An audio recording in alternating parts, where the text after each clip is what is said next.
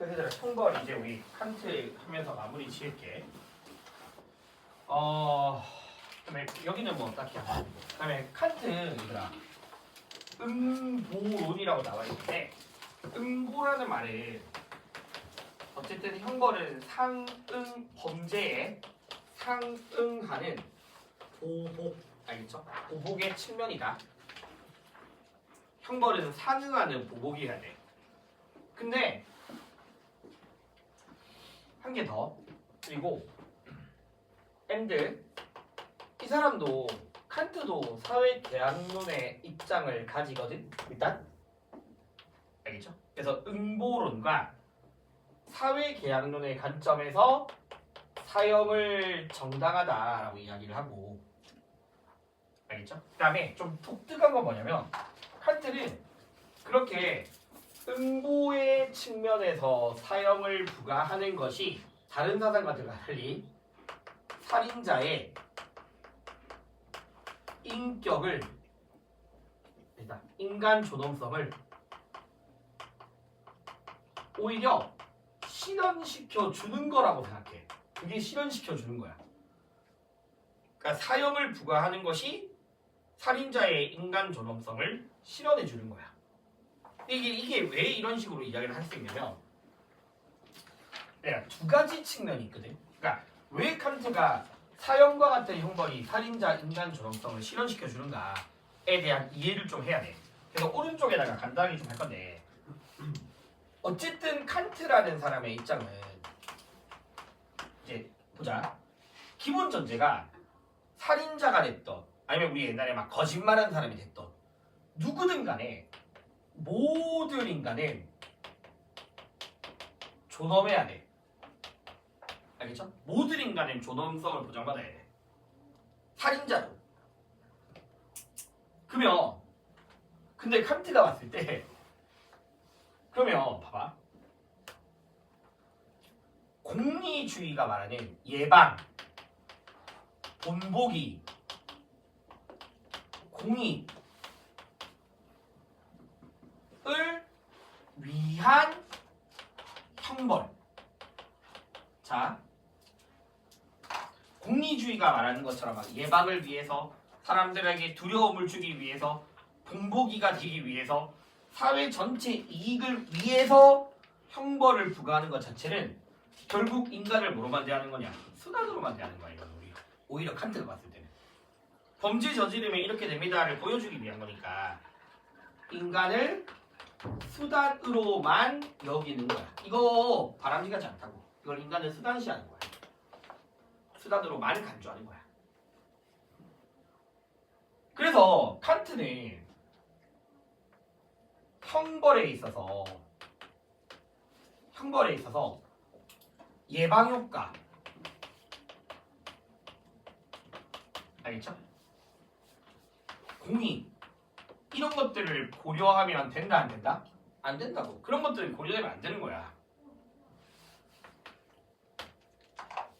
공리주의를 그래서 좀 비판하는 거야. 사회 이익이 되는지에 따라서 야 이거는 여전히 인간을 수단으로만 대하는 거야. 알겠죠? 그래서 또 한 개 더. 그럼 칸트한테서 그러니까 형벌은 이런 것들이 아니라 행위 자체만 고려해서 이루어지면 되고 알겠죠? 그러면 가장 정확한 것보다 그 행위 한 것만 고려해서 그 행위에 상응하는 보복을 이루어주면 되는 거야. 행위 자체만 고려하고 그 행위에만 상응하도록 하면 돼. 그래야지만 가장 명확할 수 있다라고 보는 거야. 거기에 막 아까 공익이라든가 사회적 해악이라든가 그런 것들을 고려하는 것 자체가 인간을 수단으로만 대하는 거예요. 그리고 좀 또 하나만 더. 칸트한테서는 형벌은 그래서 한 개만 더 쓰자. 형벌은 이 사람 이런 입장이 있어. 자신 스스로의 책임을 지게 한다. 요 단어가 또 중요해. 오히려 형벌은 자기가 한 행위에 대해서 책임을 지게 하는 거야. 자, 그럼 봐봐. 인간이 물론 완벽하지 않으니까 의무를 위반할 수 있어. 다른 사람을 죽일 수도 있고 하면 안 되지만 다른 사람한테 피해를 줄 수도 있어. 맞지? 근데 그래도 자기 행동에 대해서 뭐지게 한 거야? 책임지게 하는 거야. 의무를 위반했지만 그래도 인간으로서의 책임을 다하게 하는 거야. 인간으로서 책임을 지게 하는 거. 그러니까 오히려 그게 뭐다? 존엄성을 실현시켜주는 거야. 자기 행위에 책임을 지게 함으로써 존엄성을 실현하게 한다. 그러니까 이런 것들이 칸트의 입장으로서 기억하면 돼.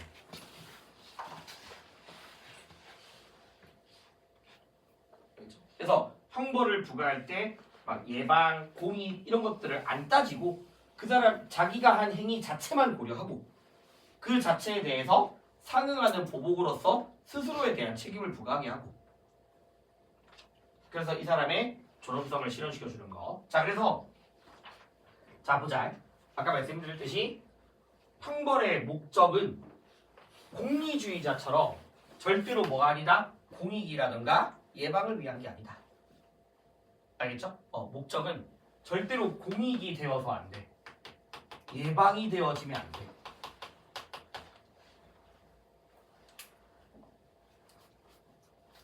그러니까 이런 것들이 되면 안 되기 때문에 그 자체가 목적인 거지 다른 목적을 위해서 이루어지면 안 되는 거야. 알겠죠? 다른 목적이 되면 안 돼. 그리고 형벌은 그 자체가 선이라고 보거든. 자, 이제 여기서 봐봐. 여기서 많이 물어보는 거. 다시 한 번 더. 그 자체가 선이기 때문에 다른 선, 여기서 말하는 다른 선이 공익이야. 알겠죠? 다른 선을 위한 수단이 되면 안 되는 거고 다른 선을 위한 수단이 안 되는 거고 근데 한개가 더 정의를 위한 수단은 가능하다. 이거 구분해서 기억해야 돼. 알겠죠? 다른 선을 위해서는 안 되고 오로지 정의만을 위한 것이어야 돼. 그래서 칸트도 형벌이 수단이 될 수 있어. 오로지 뭘 위한? 정의만을 위한. 오로지 정의만을 위한. 근데 다만 그게 사회적 선, 공공의 이익을 위해서는 되면 안 된다고. 그렇게 되면 아까 말했듯이 범죄자를 뭐로 대한다? 수단으로만 대하는 거고. 그리고 칸트가 봤을 때 아까 공리주의처럼 예방 효과를 막 고려해서 형벌을 부과하는 것 자체가 여전히 인간을 수단으로 대하는 거니까. 알겠죠? 칸트가 말하는 비례라는 것은 그런 거 따지지 말고 그냥 행위 자체만 보자는 거야. 그래서 동등성의 원리 같은 말, 평형의 원리, 동해보복의 원리,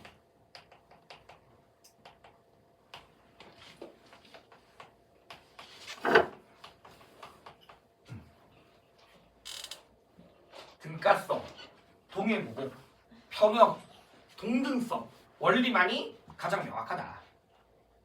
그것만이 가장 명확하다라고 보는 거야.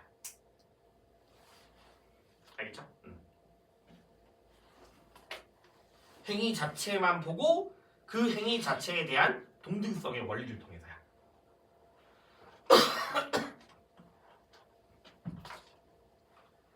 그게 가장 명확하다고 보는 거야. 명확하다. 가장 객관적이고 가장 명확한 거라고 보는 거야.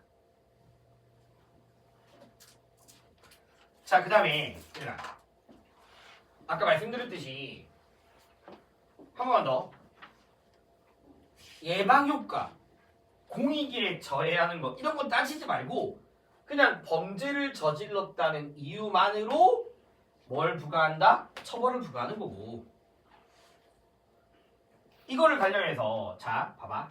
살인자는 범죄를 의도하고 욕구했다는 사실만으로 처벌이 이루어지는 거야. 알겠죠? 그 사람의 행위 자체만 보겠다. 이거 오답으로 많이 나오는 게 있어. 살인자는 살인을 의도하고 욕구한 거잖아, 맞지? 의도하고 욕구했다. 살인자가 처벌을 의도하고 욕구했다라고 하면 되겠니 안 되겠니? 말이 안 되지 않니? 맞지? 살인자가 처벌을 의도하는 게 아니잖아. 살인자는 살인이라는 행위를 한 거지 처벌을 한 게 아니잖아. 알겠죠? 그래서 처벌을 의욕했다가 아니라 처벌받을 행위, 즉 범죄를 의욕했다는 사실만으로 형벌이 부과되면 된다. 알겠죠? 근데 이제 조금만 더 하자. 의욕이라는 단어, 의욕이란 단어를 다시 한번 보자. 의도와 욕구거든. 의도하고 욕구하는 거. 그러니까 사람을 죽이고자 하는 의도와 욕구. 알겠죠? 사람을 죽이려는 의도와 욕구. 그래서 칸트는 이것도 좀 물어봐. 의도와 욕구. 살인자의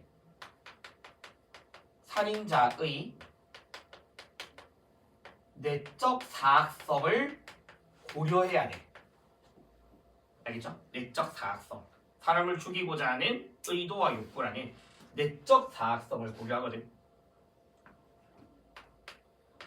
그래서 이제 여기서 많이 나오는 게 뭐냐면 내적 사악성, 사람을 죽이고자 하는 의도와 욕구를 고려하니까 살인자도 사람을 죽이고자 하는 의도와 욕구를 가지고 있지만 그 살인에 협력한 사람도 똑같이 뭐 하고자 하는 사람이 사람을 죽이고자 하는 의도와 욕구를 가진 거야.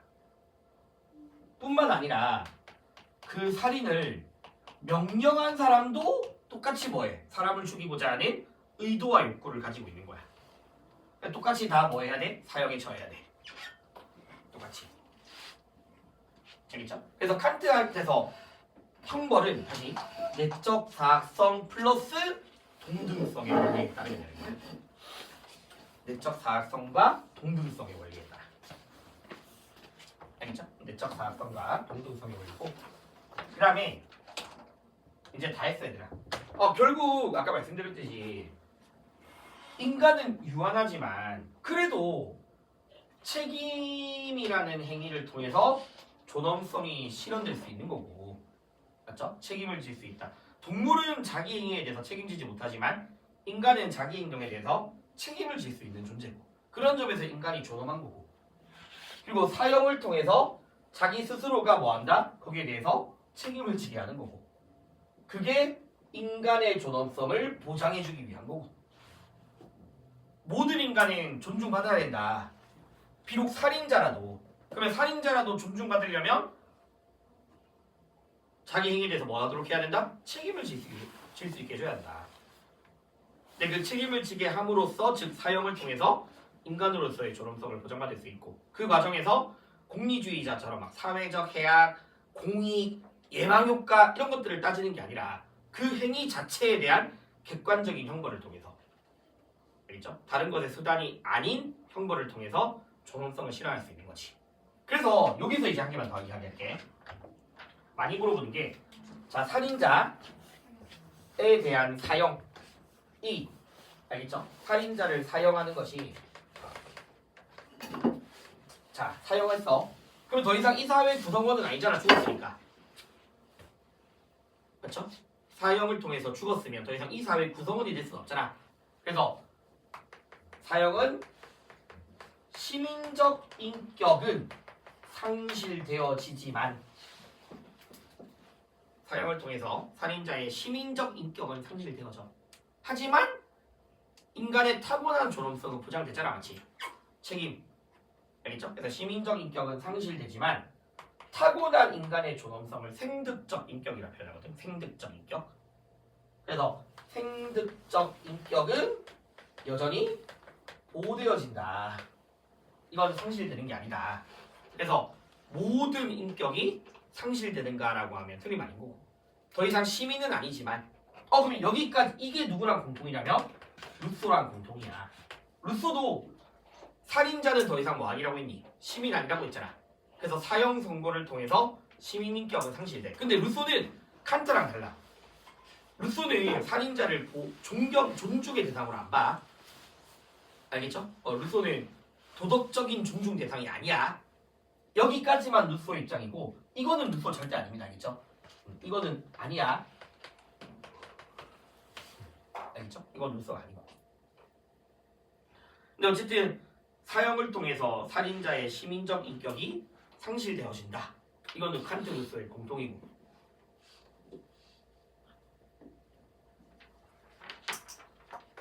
자, 근데 이제 여기서 조금 더 심화를 해야 될 게 있어. 한 개만 더 쓰자. 자, 지금 제가 칸트가 한편으로 사회계약론의 입장을 통해서 형벌이라든가 사형을 주장하기도 하거든. 사회계약론의 입장을 통해서. 알겠죠? 사회계약론의 입장을 통해서 형벌. 그래서 자, 사회계약론의 입장에서도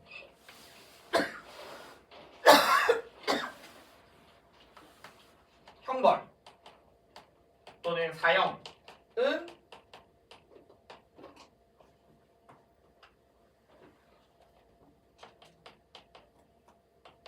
사회계약에 의해 정당화된다라고 하면 맞는 말이야. 일단 알겠죠? 형벌 또는 사형은 사회계약을 통해 정당화돼. 근데 칸트 사상이 조금 독특한 게 있어.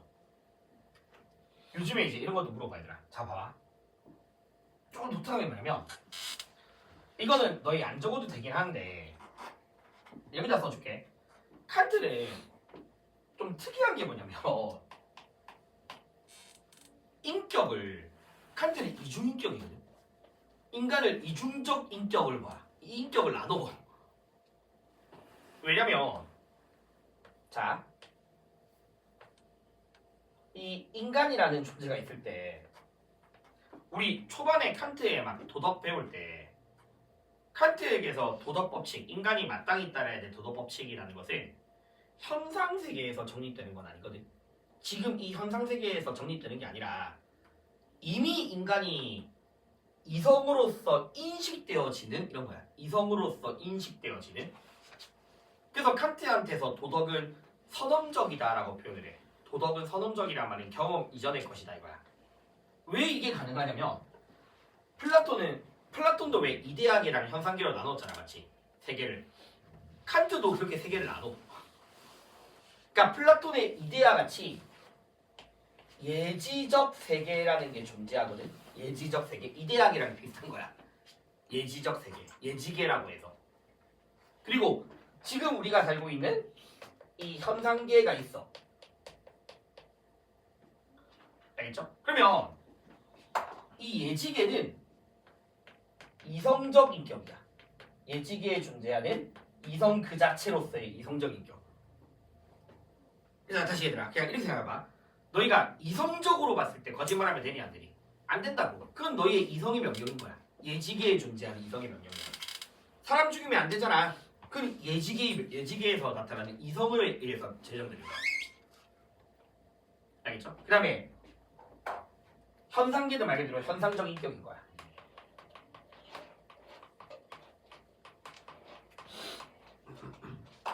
자, 봐봐. 사람을 죽이면 책임져야 돼. 사형받아야 돼. 와 같이 법, 형벌은 얘들아 현상계. 자, 너희가 현실에서 처벌받고 싶니? 그런 사람 아무도 없잖아. 근데 잘못에 대해서 처벌받아야 된다. 책임을 져야 된다. 라는 형벌과 법은 어디에서 정립되어진다? 이성적 인격이 제정하는 거야. 이성적 인격에 의해서. 알겠죠? 그리고 이성적 인격은 형벌을 제정함과 동시에 옳다 그르다를 판단할 수 있는 존재야. 법과 형벌을 제정함과 동시에 알겠죠? 그걸 판단할 수 있는 존재가 이성이야, 이성. 근데 현상적 인격, 예를 들어서 봐봐. 칸트가 봤을 때 현상적 인격은 그 법을 수행하는 인격이고, 알겠죠? 법을 수행하는 인격이고, 또 현상적 인격이 살인을 의욕하는 것도 가능은 해. 맞잖아. 현실 세계 안에서 살인 저지를 수 있다고, 인간이. 근데 이거 잘못 배웠다.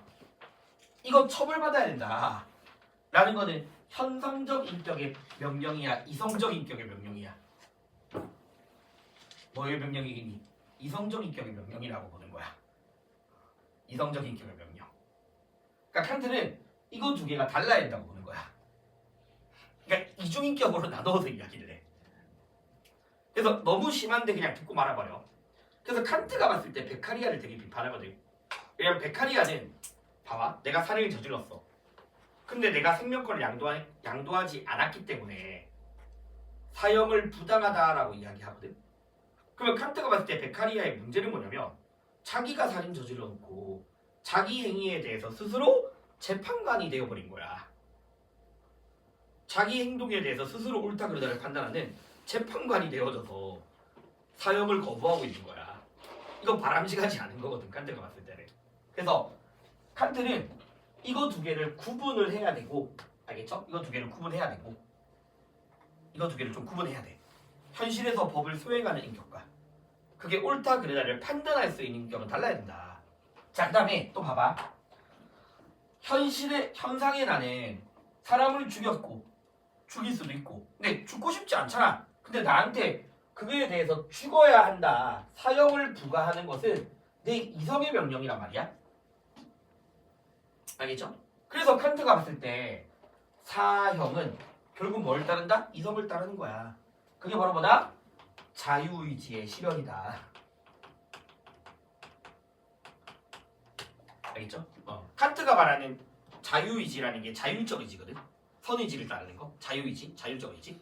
그래서 비록 현실에 내가 죽고 싶지 않지만 내 이성의 명령에 따라서 내 행동에 책임을 졌기 때문에 오히려 사형이 자유의지의 실현이라고 볼 수 있는 거고. 결론! 꼭 기억해. 이거는 여기는 너무 심하긴 한데, 자, 꼭 기억해라. 형벌은 사회계약에 의해서 정당화 되거든. 이제 여기가 중요해. 근데 그래서 형벌은 이성적 인격의 동의에 따른다라고 하면 맞는 말인데, 알겠죠? 절대로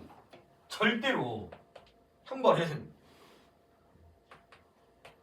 범죄자의 동의에서 비롯된다라고 하면 된다, 안 된다? 안 된다. 형벌이 범죄자의 동의가 되면 안 돼. 범죄자의 동의가 돼버리는 순간 죄를 저지른 범죄자가 재판관이 돼버리는 거야.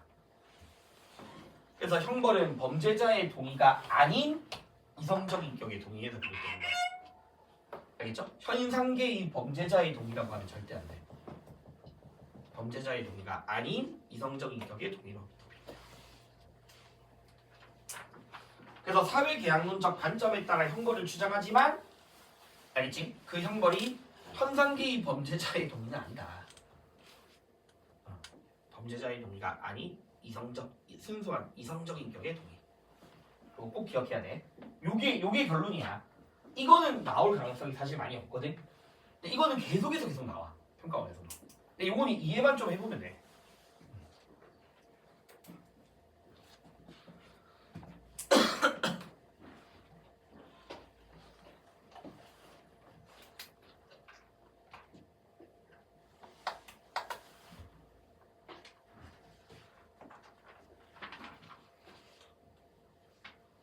그래서 칸트의 사회계약론까지 하면, 근데 딱 하나만 나와요. 이거 정리하시고, 알겠죠? 그거 정리해보고 딱 하나만 나옵니다.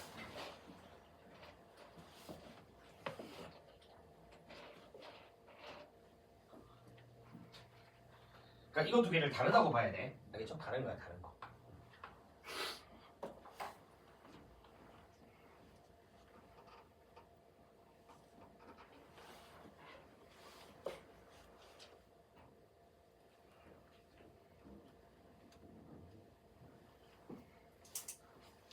근데 이제 이거에 대해서 루소는 범죄자의 동의가 맞아. 사형도 이미 이 사람 동의했던 거야. 자기가 죽어도 좋다는 거에 대해서. 알겠죠? 베카리아도 동의해서 비롯된다고 봐. 그러니까 칸트가 좀 독특하게 인격을 나누어서 설명을 하고 있다. 근데 한 개만 더 이제 앞으로 들어갈게. 루소에서 한 개를 더 추가해야 돼. 루소에서 딱 하나만 더 추가하면 되거든. 자, 얘들아. 내가 아까 사회계약론에 바탕을 두고 사형제 인정한다 했잖아. 근데 하나만 더. 루소도 동시에 응보주의적 관점에서도 사형을 이야기해. 루소도 응보주의 중에 하나야. 그러니까 응보라는 표현은 상응하는 보보, 알겠죠? 그래서 응보, 사회계약론, 칸트, 루소 공통이에요.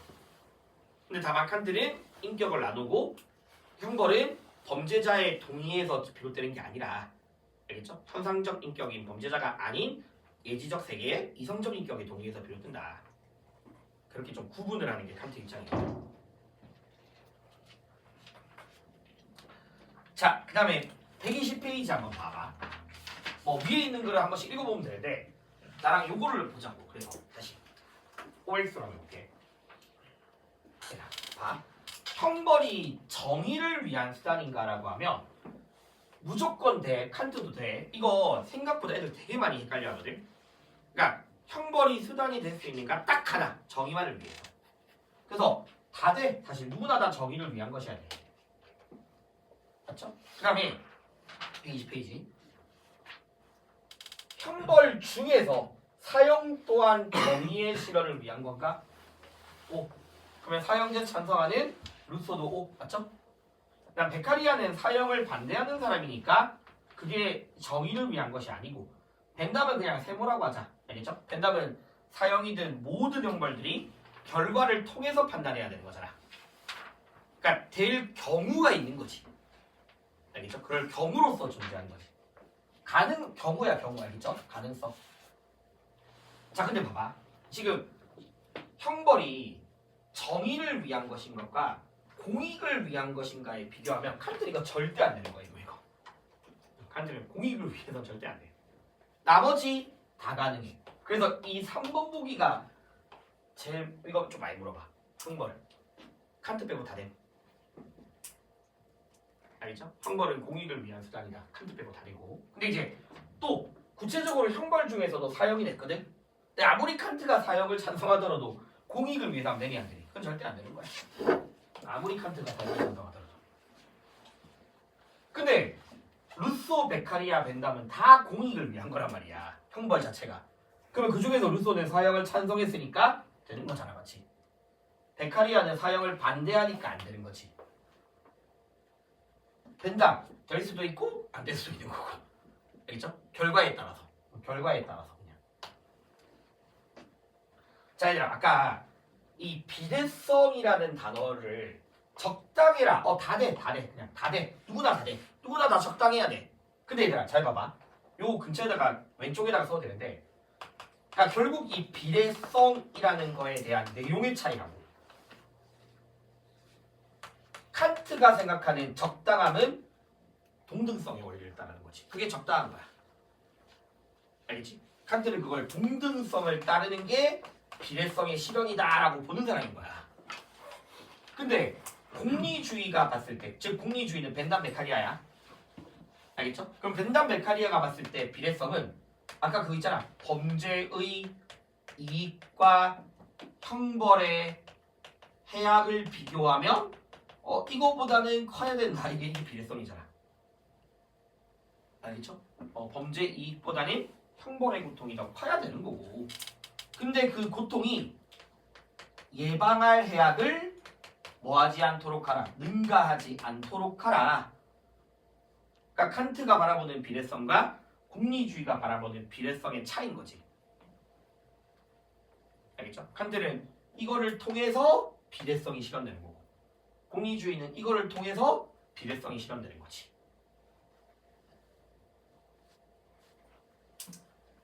근데 한 개만 더 하자. 근데 잘 봐봐. 한 개만 더 할게. 근데 공리주의는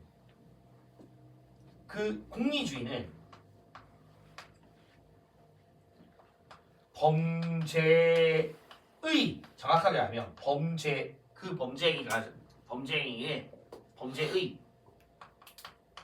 사회적 해악을 고려해야 되는 거야. 결과주의잖아, 공리주의는. 알겠지? 공리주의는 결과주의니까 사회적 해악을 고려해서 형벌의 비례성을 실현해야 되는 거야.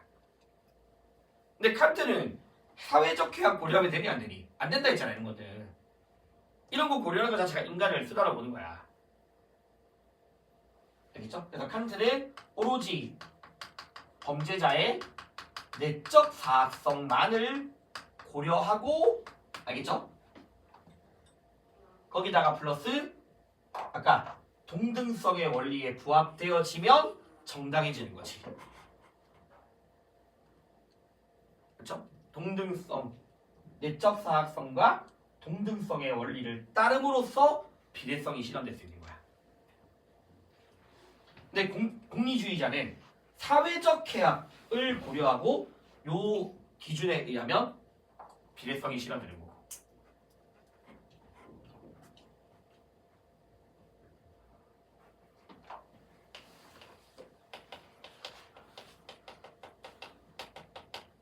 이 말을 내가 왜 강조하냐면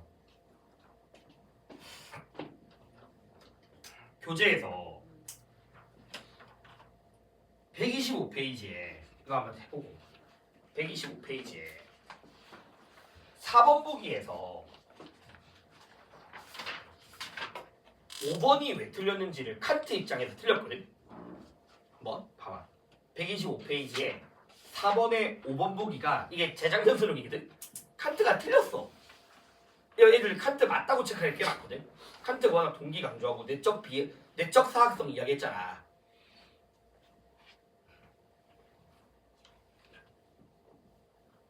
왜 틀린지 알겠니? 칸트가 이게 5번이? 내가 지금 계속 내적 사악성뿐만 아니라 무슨 성을 실현해야 한다고? 동등성이 있어야 한다고. 동등성이. 이해되겠니? 근데 지금 5번 보기는 오로지 내적 사악성만 고려하라는 얘기하고 있는 거야. 이거를 고려해서 이 원리가 이루어져야 한다고. 알겠지? 동등성 없이 이루어지면 안 된다고. 동등성 동해부.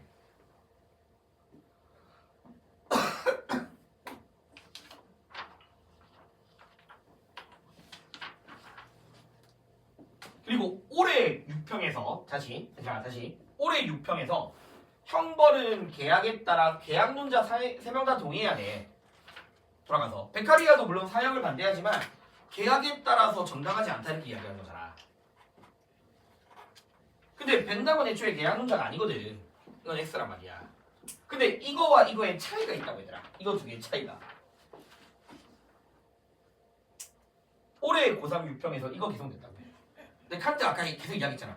형벌에 범죄자의 동의가 있다 없다? 없다고. 범죄자라는 거기에 대해서 동의할 수 없다고. 알겠죠? 칸트는 동의가 아니다 이거야.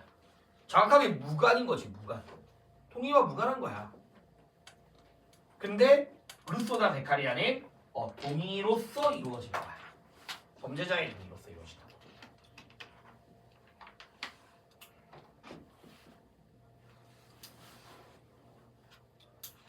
얘들아. 당연히 벤담도 계약 문제가 아니니까 X고요. 알겠죠? 그러니까 칸트를 잘 봐야 돼. 계약에 따르지만 그거는 현상적인 인격의 동의가 아니다. 여기도 좀 어려워. 알겠지? 어려운데 좀 문제를 풀다 보면 괜찮아질 거야.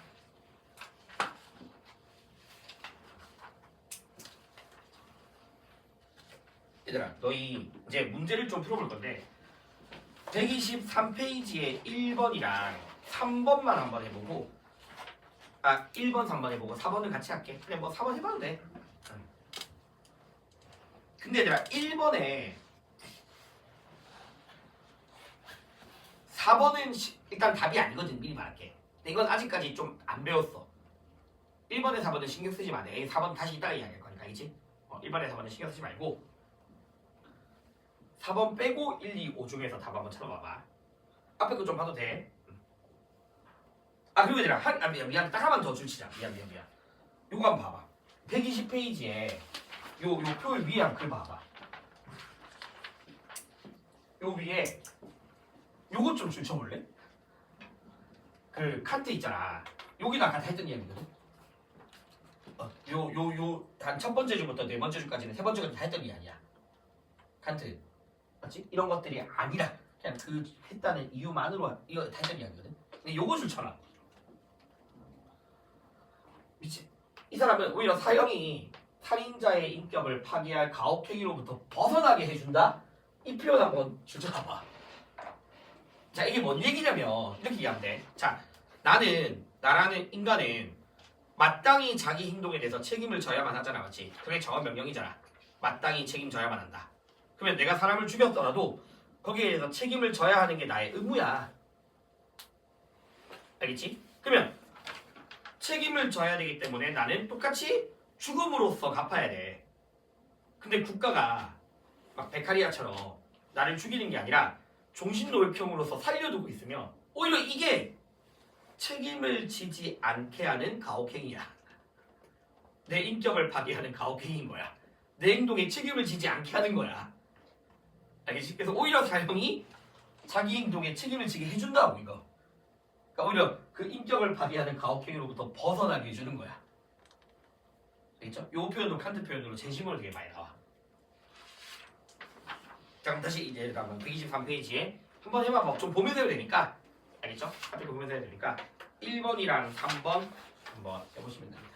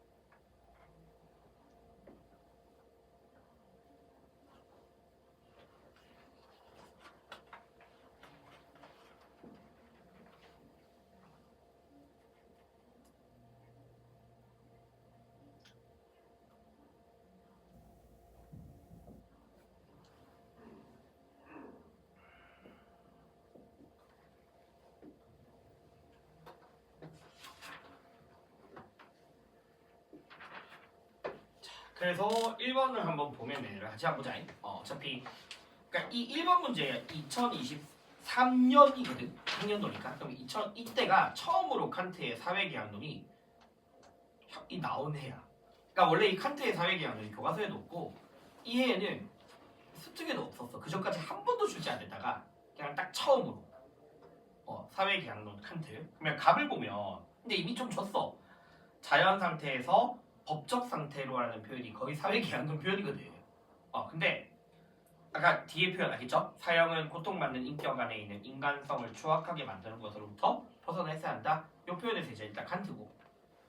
을은 살인자는 조국에 대한 반역자고 구성원이 아니고 분리되어야 한다. 루소죠? 맞죠? 루소. 그 다음에 얘들아 병. 권리의 문제가 아니고 시민에 대한 국가의 전쟁행위라고 표현했잖아. 맞지? 전쟁행위라고. 이때 애들이 되게 많이 틀렸던 게 일단 칸트의 사회계약론도 처음 나왔고요. 그 다음에 을에서 보면 살인자는 국가로부터 분리라는 말이 나와있지. 그래서 얘들아 너희 딱 진짜 내가 일부러 이렇게 하는 건데 앞에 루소 쪽 가볼래? 필기? 루소에서 필기 하나만 더 하자. 내가 아까 추가했던 게 응보였다 맞지? 응보란 사회계약론을 바탕으로 사형제 찬성이라고 했었잖아. OR 정어다. 하나가 더 있어. 이것도 이때 처음 나왔어. 루소가 사형제만 정당한 게 아니야. 알겠지? 사형도 가능한데 또는 뭐다? 국가로부터 추방형 도 이야기해. 그래서 이거 둘 다 국가로부터 분리되어지는 거야. 그래서 칸트는 사형만이 정당하거든. 살인자에 대해서. 근데 루소는 사형뿐만 아니라 추방형도 정당하다고 보는 사람이야. 추방형도. 그러니까 내가 일부러 말했던 게 너희가 혹시나 분리라는 말을 보고서 한번 추론할 수 있니? 왜냐면 똑같이 접근했어요. 이때 당시에도 루소의 추방형에 대해서 언급이 안 됐어. 한 번도. 평가하기 때. 그래서 일단 보자. 그럼 이제 병은 됐잖아. 사상관 됐잖아. 그럼 1번 봐봐. 범죄 사실을 근거로 형벌을 부과하면 안 됨까지만 칸트 입장이 안 되지. 칸트는 범죄 사실을 근거로 형벌을 부과해야 되는 거잖아. 맞죠? 그래서 1번은 칸트 입장에서 애초에 틀렸습니다. 2번 살인자에 대한 사형은 인격을 존중하는 것이다. 오히려 누구 입장이니? 칸트 입장이야. 2번 절대 안 돼. 오히려 칸트 입장이야. 자, 그 다음에 4번을 일단 놔둘게. 그 다음에 5번 봐봐. 살인자에 대한 사형이 사회계약에 포함될 수 있다. 일단 답은 몇 번이니? 5번이야, 맞지? 칸트도 사회계약으로서 사형을 이야기했고 루소도 이야기했잖아. 루소도 사회계약으로서 사형 이야기했잖아. 그러니까 답은 일단 5번인 거야. 그러면 3번. 자, C랑 이거든. 살인자에게 사형 이외의 형벌이 부과될 수 있습니다. 라는 거는 베카리아 가능하잖아. 근데 누구도 가능하다 그러면 이제 루소도 가능하다. 알겠지? 추방형을 이야기했으니까. 이건 루소도 가능합니다. 그래서 베카리아, 루소 둘 다 가능하기 때문에 E는 되는데 C가 안 되는 거야. E는 되는데 C가 안 되는 거야.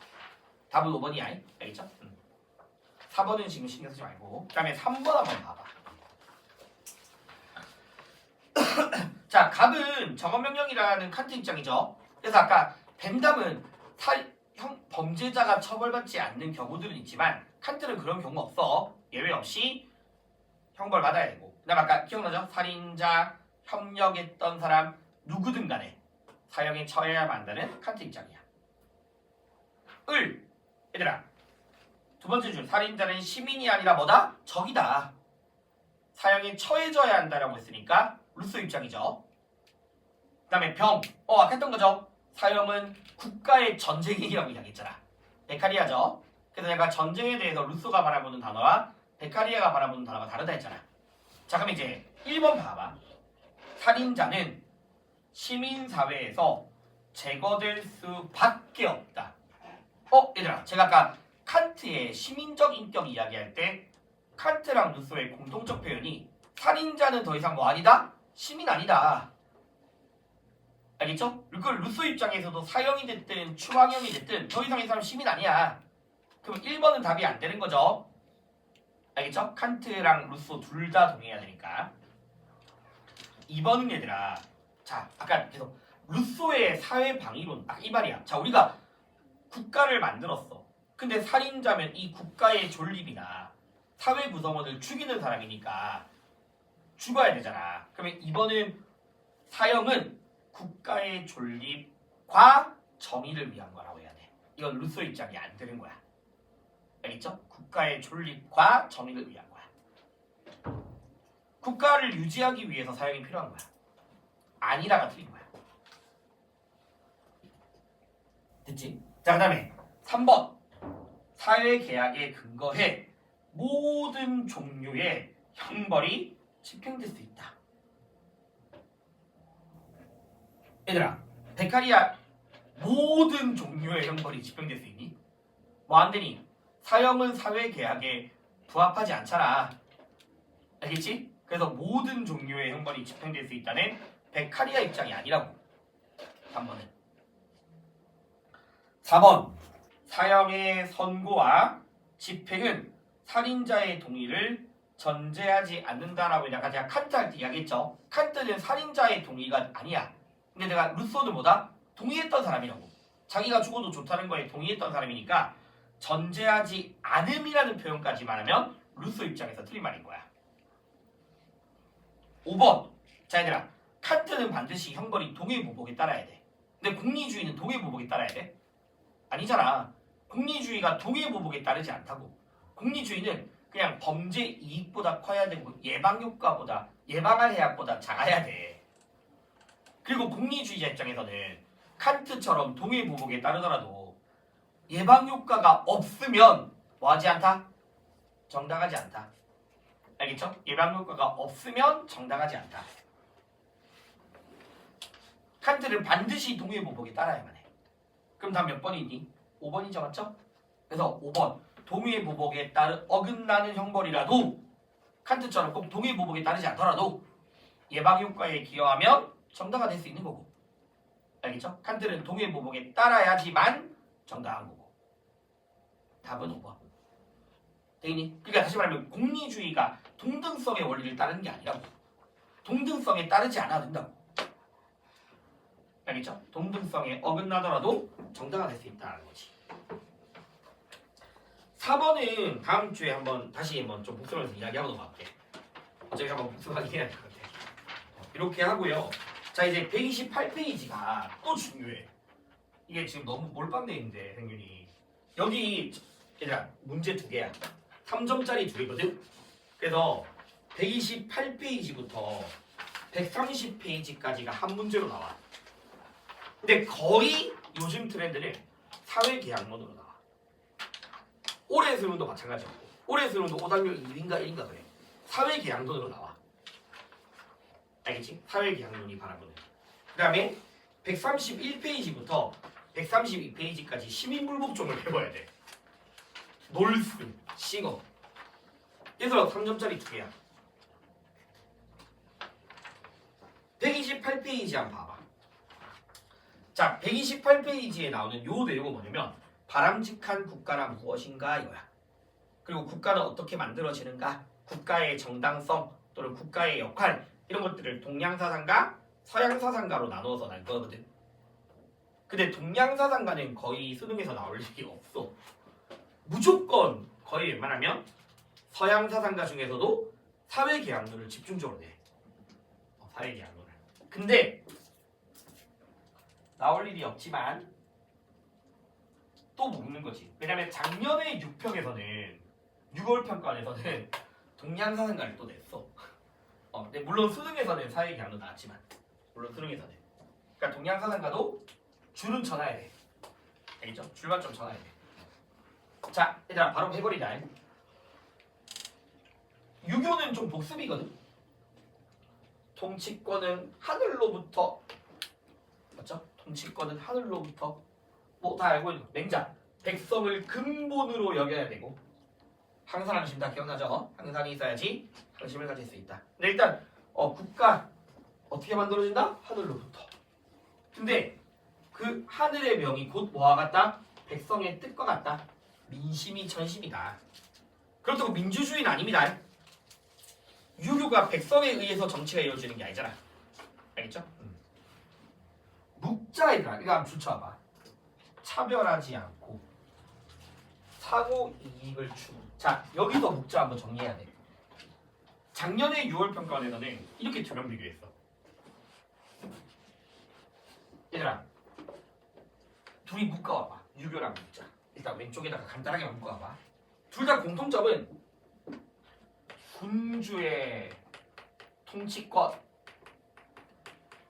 알겠죠? 군주의 통치권은 둘 다 하늘로부터 비롯된다라는 점은 둘의 공통이야 일단. 알겠죠? 군주의 통치권이 하늘로부터 비롯된다. 자, 이거 둘의 공통이야. 자, 근데 왼쪽에다가 한번 정리하자. 유교랑 묵자, 묵가라고 하기도 하고, 알겠죠? 사상가에는 묵자고. 되게 비교되거든. 유교는 너희 배웠듯이 좀비 친소를 구분하는 사랑이어야 돼. 별의, 맞죠? 분별적 사랑, 별의. 근데 묵자는요, 당시 춘추 전국의 혼란의 원인이 유교의 별에에 있다라고 비판을 해. 그래서 묵자는 별애가 아니라 무차별적인 사랑이야. 겸애야. 겸애는 차별 없는 사랑. 알겠죠? 무차별적인 사랑. 종비 친소를 구분하지 않는 무차별적인 사랑으로서 겸애. 됐죠? 자, 그 다음에 유교는요, 이것도 봐봐. 옳음과 이익이라는 게 있으면 뭘 더 우선해야 되냐? 당연히 옳음을 더 우선하는 거야. 근데 이것도 낚이면 안 돼. 그렇다고 해서 이익을 부정하면 안 돼. 이거 올해 평가원에서 옳음에 부합하는 이익은 추구할 수 있다 없다? 있어. 알겠죠? 옳음에 부합하는 이익은 추구할 수 있어. 근데 옳음이 더 우선인 거야. 우선. 절대로 이익 추구 부정하는 거 아니다.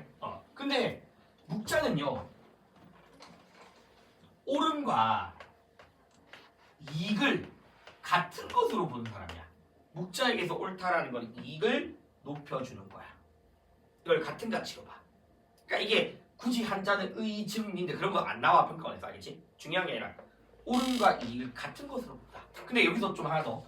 여기서 말하는 이익은요, 모두의 이익을 높여야 돼. 모두의 이익을. 그래서 이 겸해와 요 사상에 의해서 여기까지만 하자. 뭘 반대하냐면 침략 전쟁을 반대하는 거야. 왜냐면 침략 전쟁은 겸해에도 부합하지 않고, 알겠지? 요거에도 부합하지 않는 거야. 전쟁은 옳음에도 부합하지 않아. 이익을 떨어뜨린다. 알겠죠? 그래서 침략 전쟁 반대. 까지 좀 기억해주면 돼. 그렇다고 유교가 침략 전쟁 인정한 거 아니다. 맞지? 왜냐면 유교는 도덕적 사회가 목적이잖아. 근데 일단 이렇게 좀 기억해놔야 돼요. 동양까지만 하고 좀 끌었다 갈게. 그 다음에 한비자. 너희 한 번쯤 어릴 때 들어봤죠? 춘추 전국시대 법가 사상이고, 인간은 교화가 안 돼. 이 사람 그냥 교화가 안 돼. 인간은 이기적이고 교화가 안 되는 사람이라서 엄격한 법에 따라서 통제해야 되고, 대신에 잘한 거는 상줘야 돼. 그래야지 말 잘 듣는다 이거야. 알겠죠? 적절한 포상과 잘못한 것에 대한 엄격한 처벌, 그리고 강력한 군주의 권위. 군주의 권위가 높아야만 한다. 알겠죠? 강력한 군주의 권위를 바탕으로 통제하는 거. 이 정도까지만 하면 돼. 한비자는 나올 일이 없어.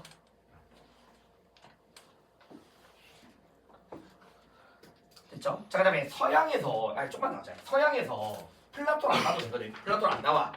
이 파트에서 나올 일이 없어. 연계교재에서는 한 문제, 기본 문제 있지만 안 나와. 플라톤은 직업관이랑 이미. 근데 사회계약론이 제일 중요하다는데 이 사람을 알아야 돼. 아리스토텔레스가 바라보는 국가. 알겠죠? 아리스토텔레스가 바라보는 국가가를 좀 알아야 돼. 비교가 돼. 사회계약론이랑. 근데 핵심적인 단어가 뭐냐? 이단 국가는 인간의 본성과 자연적 형성, 인간의 정치적 본성과 알겠죠? 그 정치적 본성으로 인해 자연적으로 만들어진다. 바로 해놓을게. 색깔 다르게. vs 사회계약론은요. 국가는 본성에 따른 게 아니거든. 알겠지? 본성에 따른 게 아니고 합의, 계약으로부터 만들어지는 자연적이 아니라 인공적이야. 인공적. 그래서 너희가 중요한 거는 사회계약론 문제를 푸는데 국가는 자연적 그냥 틀린 말이야. 알겠지? 아리스토텔레스는 국가를 본성적, 자연적 형성이지만 계약론자들은 인공적인 거야. 인위적이다. 자, 그 다음에 얘들아, 국가 안에서만 최선의 삶이 가능하고 모든 공동체를 포함하는 도덕 공동체고 이 정도? 알겠죠? 그냥 이 정도? 그래서 국가를 가장 최고이자 최선이자 가장 궁극적인 목적인 행복을 위한 공동체로서 봐. 그냥 국가를 되게 강조해 그냥.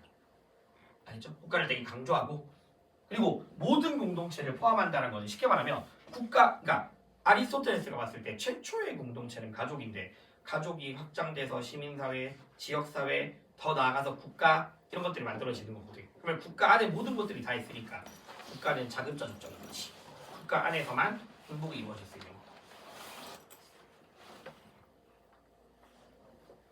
네.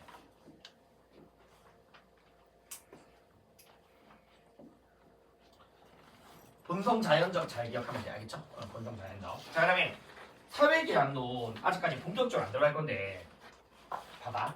어쨌든 아까도 말씀드렸듯이 지금 여기서 봐야 될 거는 국가란 자발적인 합의다. 그렇지? 합의다. 또는 동의다.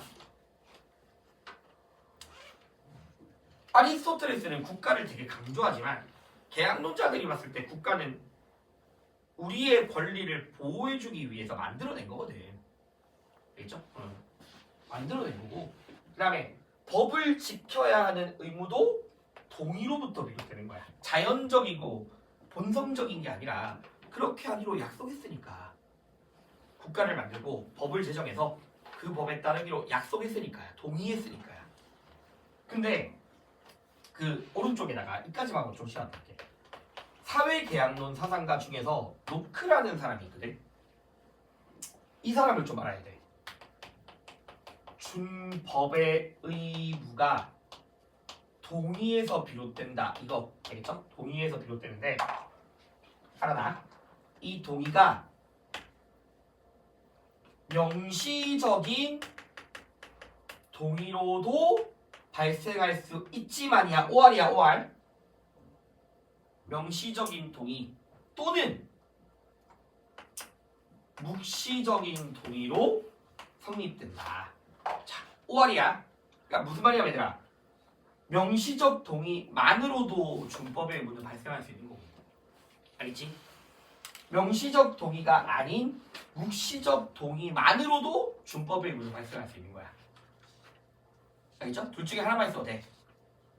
근데 차이가 뭐냐? 명시 뭔가 드러나는 거잖아. 쉽게 말하면 내가 대한민국 구성원으로서 민증 가지고 있는 것 자체가 명시적인 동의인 거야. 대한민국의 법을 따르겠다.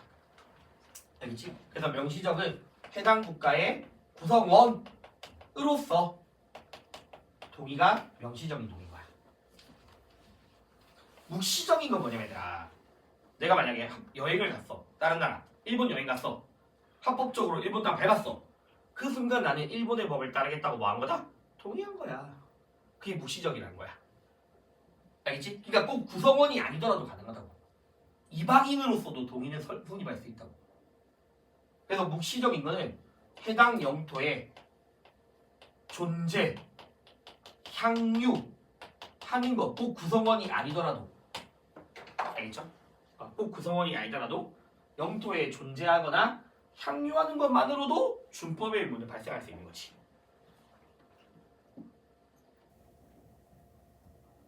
그래서 요거는 일단 이런 게 그러니까 이것까지 디테일하게 물어보는 건 좀 사설이고 너희들은 명시적 동의만으로도 성립할 수 있고 묵시적인 동의만으로도 성립할 수 있다. 근데 어쨌든 핵심은 동의, 알겠죠? 동의로부터 비롯되는 거 까진 거고 이제 우리 조금 끌었다가 이제 사회계약론 좀 자세히 합시다. 좀 끌었다가 50분이니까 10분 그럼 할게요.